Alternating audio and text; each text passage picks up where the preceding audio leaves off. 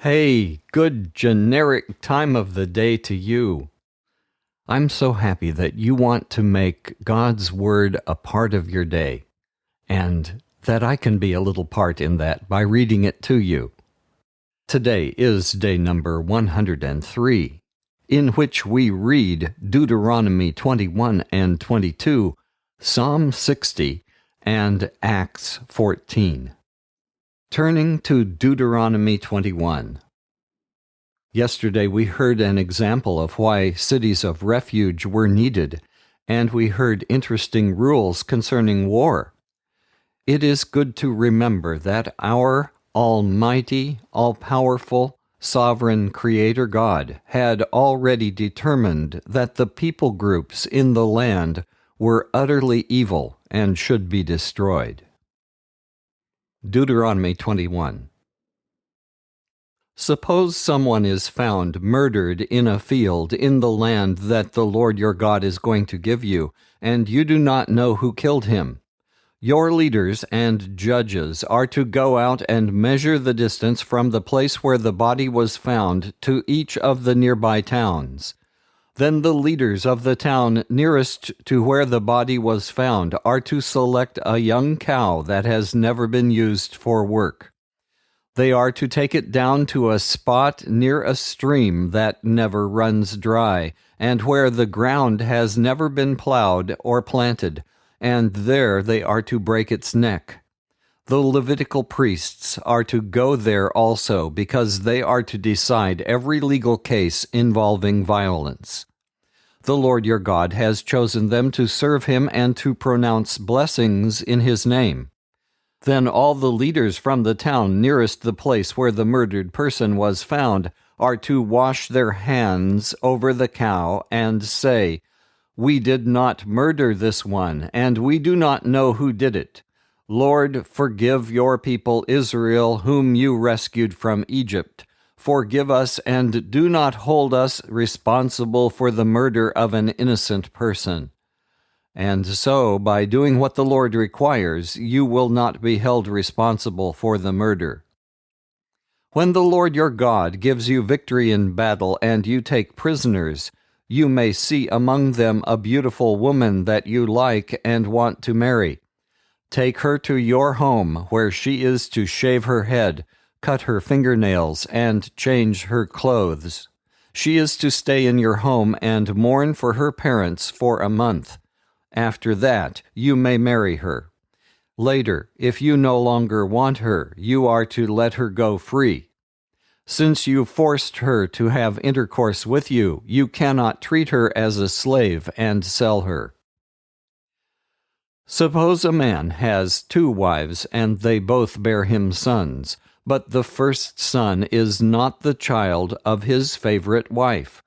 When the man decides how he is going to divide his property among his children, he is not to show partiality to the son of his favorite wife by giving him the share that belongs to the firstborn son.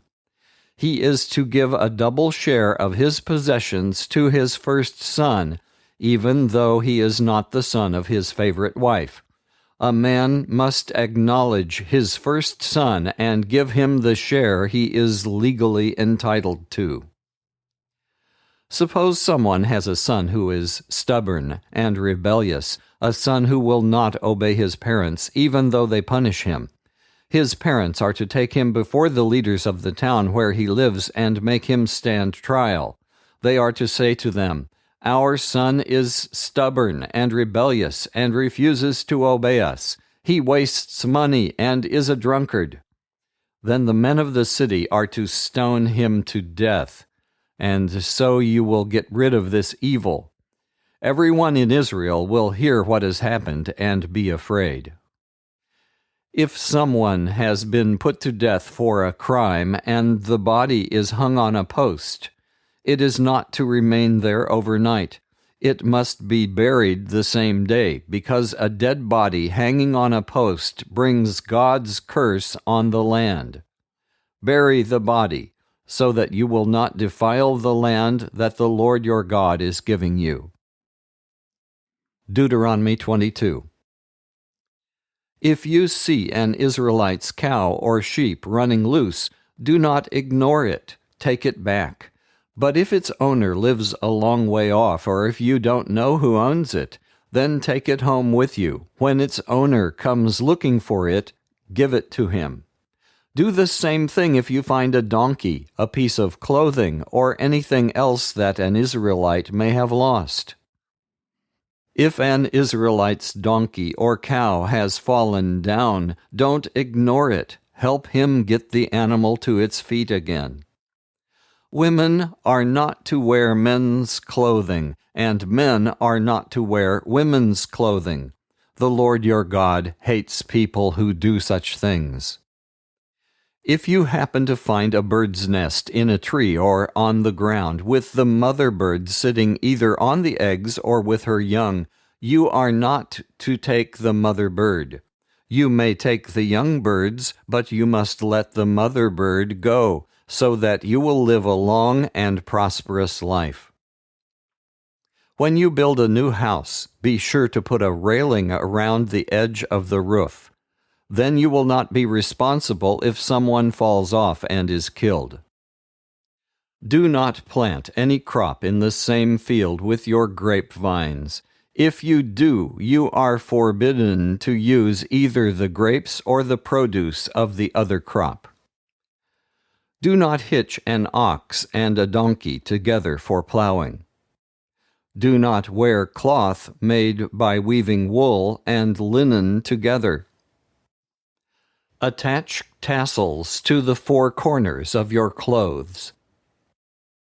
Suppose a man marries a young woman and later he decides he doesn't want her, so he makes up false charges against her, accusing her of not being a virgin when they got married.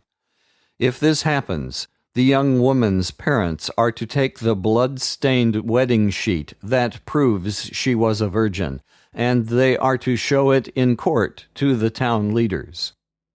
Her father will say to them, "I gave my daughter to this man in marriage, and now he doesn't want her. He has made false charges against her, saying that she was not a virgin when he married her. But here is the proof that my daughter was a virgin. Look at the bloodstains on the wedding sheet." Then the town leaders are to take the husband and beat him.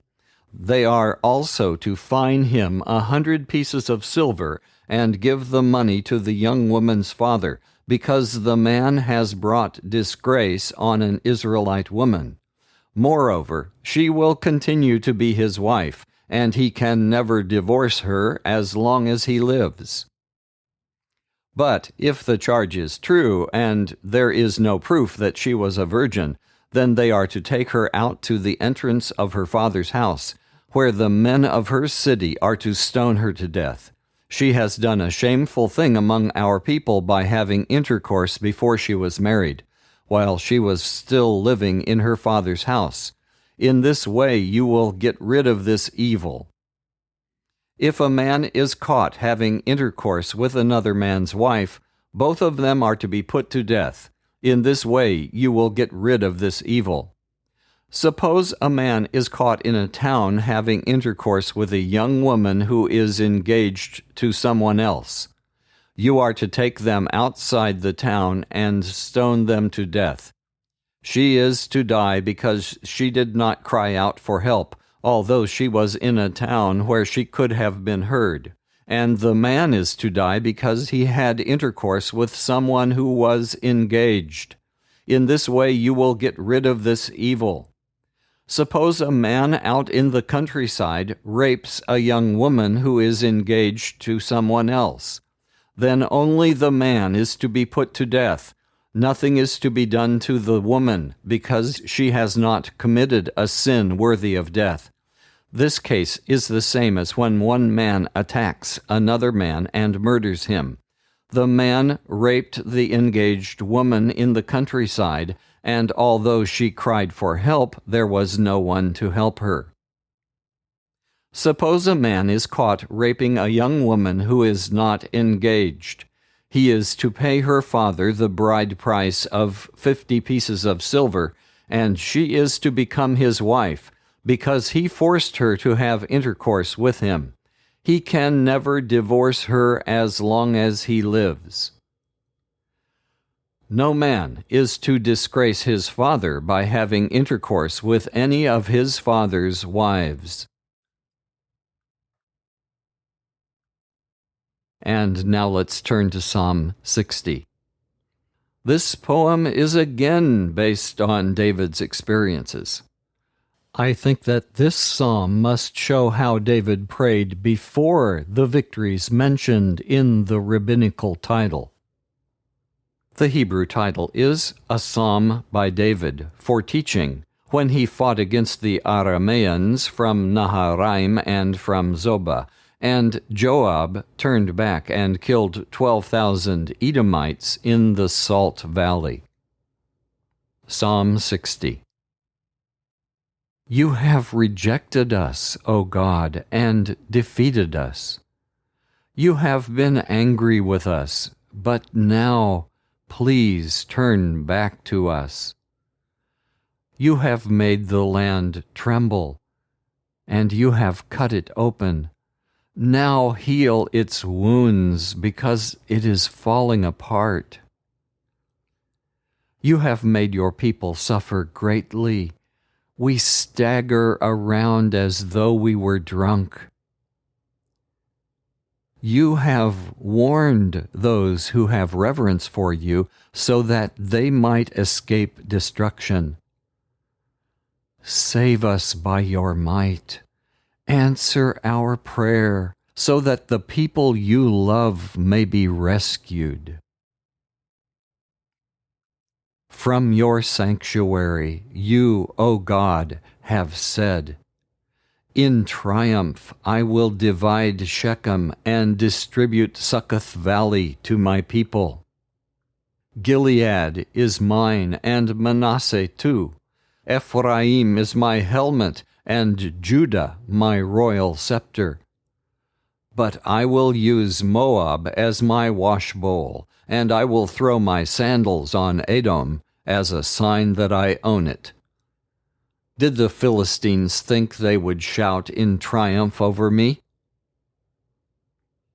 Who, O God, will take me into the fortified city? Who will lead me to Edom? Have you really rejected us? Aren't you going to march out with our armies? Help us against the enemy. Human help is worthless. But with you, O God, on our side, we will win. You will defeat our enemies. Let's turn to Acts 14. In chapter 13, we completed the story of Paul and Barnabas' short but successful ministry in Pisidian Antioch. They were too successful, and so were run out of town. This is just the first time that will happen. Acts 14. The same thing happened in Iconium. Paul and Barnabas went to the synagogue and spoke in such a way that a great number of Jews and Gentiles became believers. But the Jews who would not believe stirred up the Gentiles and turned them against the believers.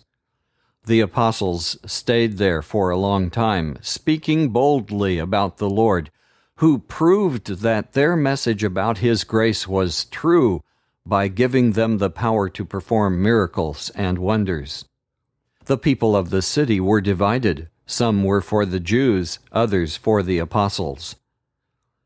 Then some Gentiles and Jews, together with their leaders, decided to mistreat the apostles and stone them.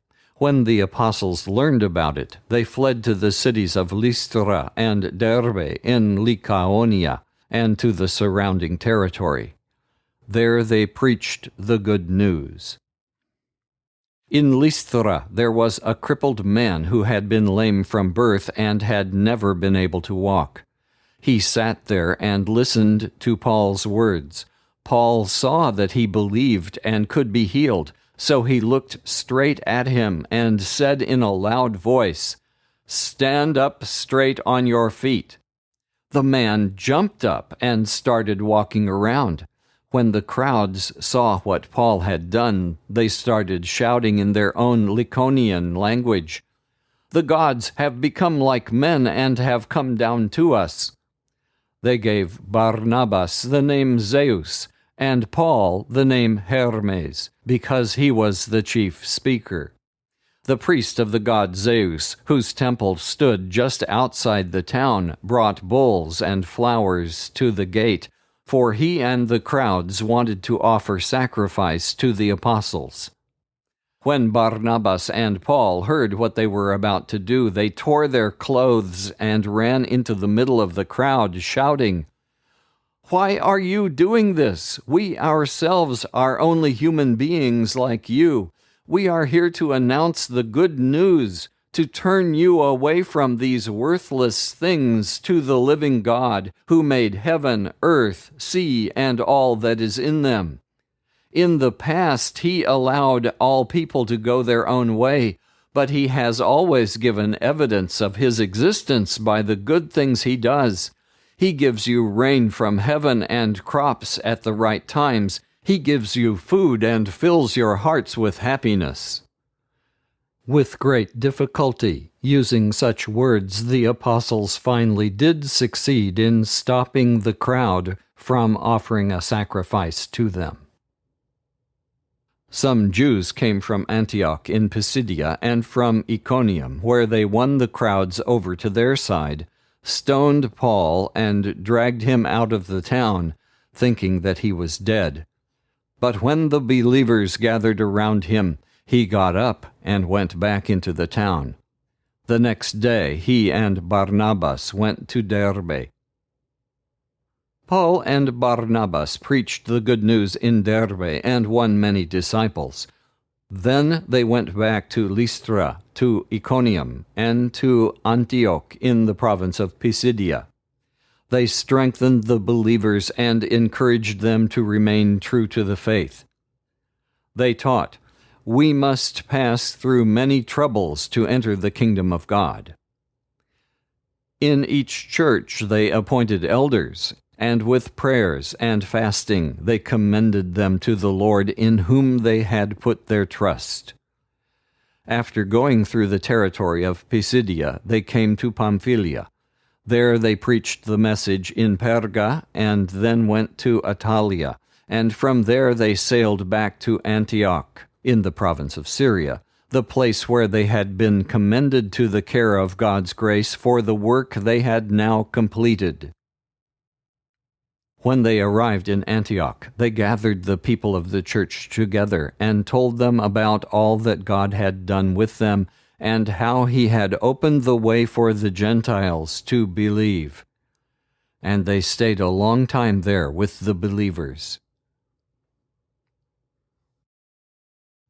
Today, for our prayer together, I'm going to read the words of Isaac Watts' great hymn entitled, "Am I a Soldier of the Cross?"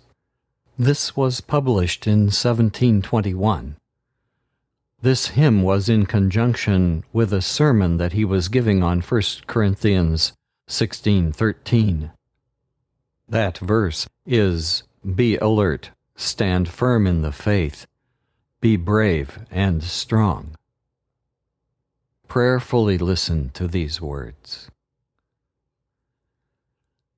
Am I a soldier of the cross, a follower of the Lamb? And shall I fear to own his cause, or blush to speak his name? Must I be carried to the skies on flowery beds of ease, while others fought to win the prize and sailed through bloody seas? Are there no foes for me to face? Must I not stem the flood? Is this vile world a friend to grace, to help me on to God? Surely I must fight if I would reign. Increase my courage, Lord. I'll bear the toil, endure the pain, supported by thy word. Thy saints in all this glorious war shall conquer, though they die. They see the triumph from afar by faith's discerning eye. When that illustrious day shall rise, and all thy armies shine in robes of victory through the skies, the glory shall be thine.